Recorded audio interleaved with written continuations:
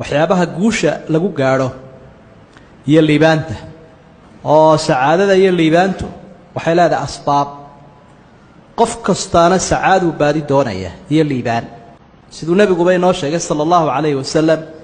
inuu helo 4 arrimood waa sacaadada dunyawiga iyo ta diiniga labadaba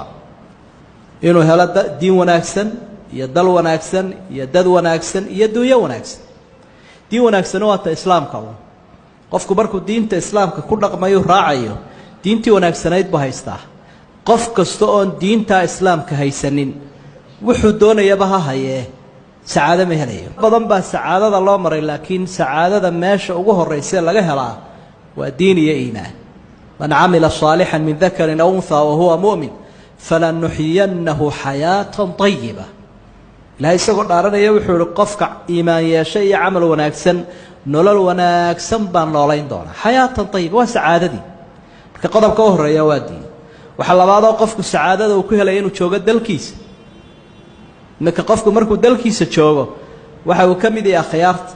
waxa laga yaabaa yartaa tahriibaya cararaya mudanka iyo madaxda iyo culimada iyo maalqabeenka inay noqdaan berito hadday sabri lahaayeen sabraa sadkii hela bay dhaan dumar qofku hadduu sabro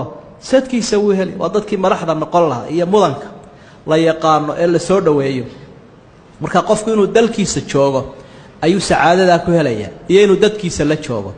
hadduu qurbada galo iyo meesha aan laga garanayn iyo meesha lagu ihaanaysanaya sacaada ka dhimatay raaxa ma taalo liibaani ma jirto wuxuu qofku sacaado ku helaya inuu maal wanaagsan helo maalka wanaagsan la helaya waa maal xalaal ah ni'mal maalu saalih lirajuli saalih sidoo nabigeenu leeyahay calayhi salaatu wasalaam maal baa wanaagsan qof wanaagsan oo hayo maalkuna waa marka uu xalaal yahay maal xalaala wuxuu u badan yahay aana u yahay marka dalkaaga joogto markaanu had iyo jeer dibadaha marayno walaalaha jaaliyada halka inaga joogo waxyaabaha ka cawdaan waxa kamid ah u badan maalkiyo xaraama halkani waa ribo halkani waa khamri halkani waa doofaar shaqo kasto qofku u dhaqaaqo shubuhaad baa ku xeeran ama ba xaraamba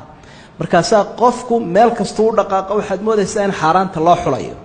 marka afartii arribood diin wanaagsan iyo dal wanaagsan iyo dad wanaagsan iyo dunyo wanaagsan idna degdega iyo tahriibka iyo shisheeyaa laga soo heli ma dalkaaga keenaysa sacaadadu waxyaabaha asbaabteeda waxa kamid ah inuu qofku leeyahay cilmi wato sheekhu inaga hadlay waa cilmigii waliba samaawiga waa cilmigii diiniga qofku marka uu aqoon u leeyahay diintiisa ee uu garanayo ilaahay xaq ku leeyahay ummaduna xaq ay ku leedahay waalidku xaq uu ku leeyahay ooridiyo ubadku xaq ay ku leeyihiin madow kuma jiro waa mafsuud